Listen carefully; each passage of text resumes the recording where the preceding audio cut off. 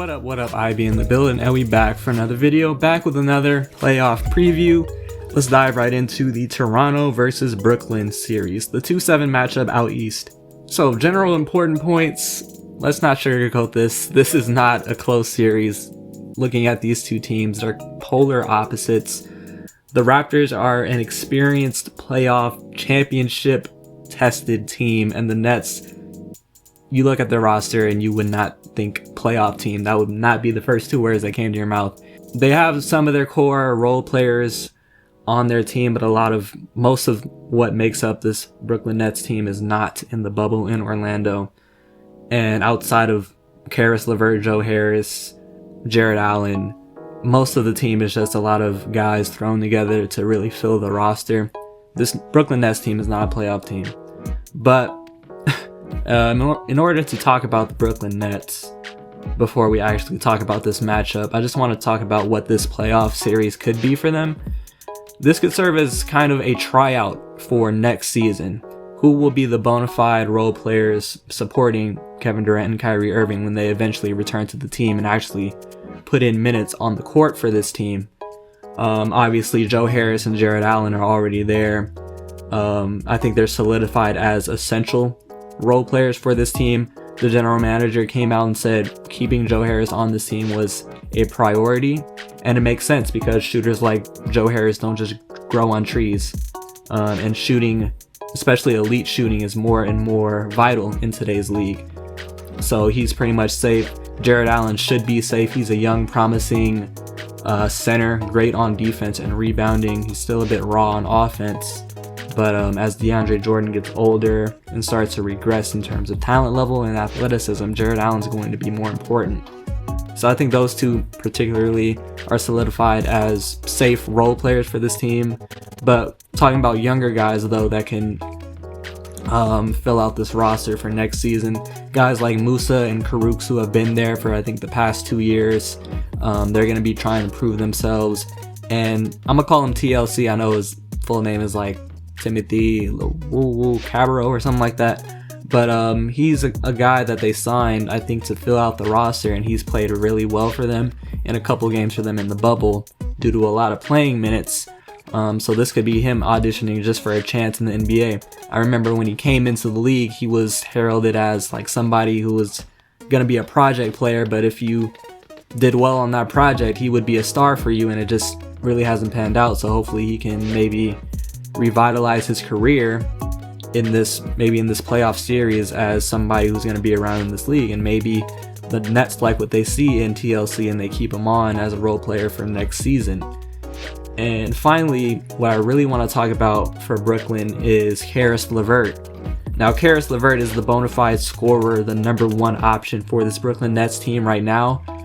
And around the Nets, obviously you're going to be talking about Kyrie Irving and Kevin Durant, but there's a lot of speculation about filling out the roster, head coaching, because obviously they fired Kenny Atkinson. So there's a lot of speculation between the two star players of who they'd want as their coach and who they want, if they would want like a third star.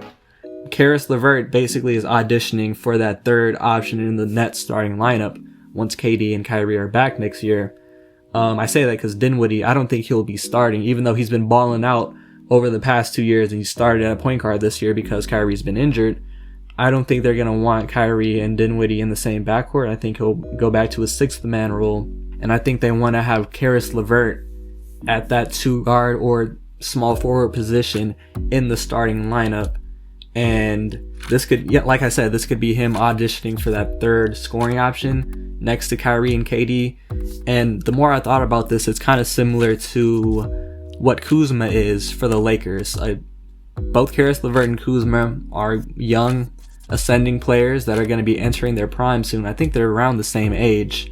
Behind 2 stars.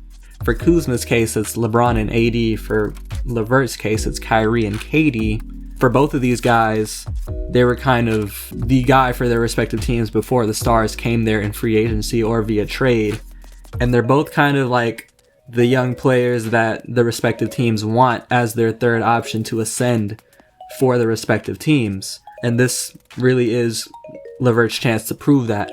He's proven it well in the playoffs, or not playoffs, in the bubble thus far. He's had a couple 30-point games.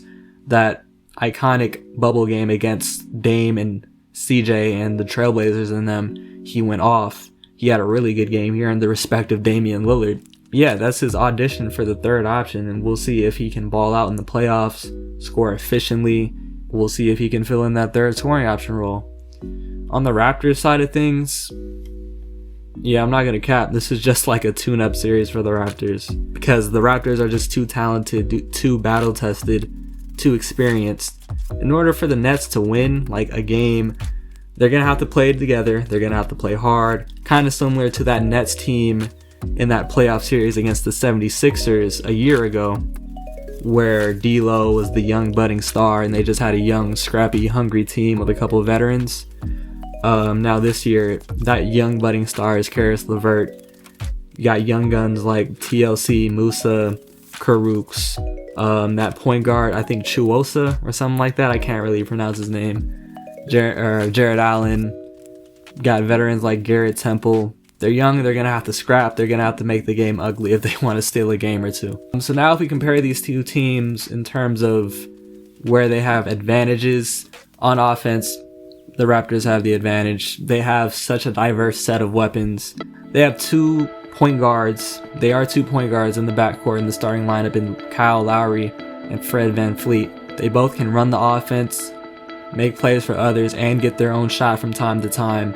They have Pascal Siakam, who has ascended as that go-to guy, all-star starter this year, led this team in scoring. Another good thing about the Raptors is they have tremendous shooting throughout the lineup.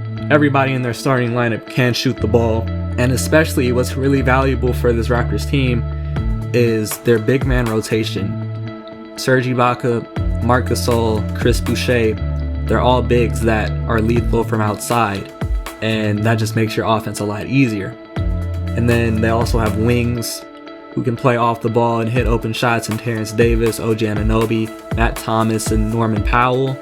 They have shooting in the starting lineup and off the bench. And like I said, multiple playmakers, Fred VanVleet and Lowry in the backcourt, and Gasol as that playmaking center. On defense, the Raptors again have the advantage. They have the second best defensive rating in the entire league, and that consists of their undersized backcourt in Lowry and VanVleet, both under the height of 6'2", but they really make you work on the perimeter. They're kind of like dogs on the perimeter. They're undersized, but they'll get under your grill and make you work on that end. They have great defending forwards in OG Anunoby and Pascal Siakam in their starting lineup. Both of them have great size and they're multi-positional, provides them a lot of switchability. And then the big man rotation, you have veteran bigs in Ibaka and Gasol. Ibaka is really the electric rim protector for this team. Gasol is a great team defender in terms of positioning and calling things out. Ibaka is good at that too. But I really want to just speak to Marc Gasol because he's not really a rim protector like that. But where his defensive prowess and upside comes is his IQ. And like I said, they're both smart veteran bigs, and they're smart on the defensive side of the ball. And they're well coached. Nick Nurse has instilled a defensive mindset into this team over the past 2 years. Last year, their championship run. And Nick Nurse is going to have that team defending. They have great team defense, and that comes with the team chemistry that the team shares. In playing multiple years with one another and winning a championship together, you're obviously going to know each other's tendencies, know each other's capabilities, especially on the defensive side of the ball. If we look at the bench, the Raptors again have the advantage. Norman Powell really emerged towards the end of the year before the suspension, and he's their big-time bench scorer off the bench, their sixth man. Off the bench, they have great shooting, including Norman Powell, but you also have Terrence Davis, Matt Thomas, Chris Boucher, that are all snipers. And then you have guys towards like the end of the rotation that are just energy guys that are going to come in, hustle, get rebounds, catch lobs, maybe get some passing lane steals like Rondae Hollis-Jefferson. That's really his role for this team.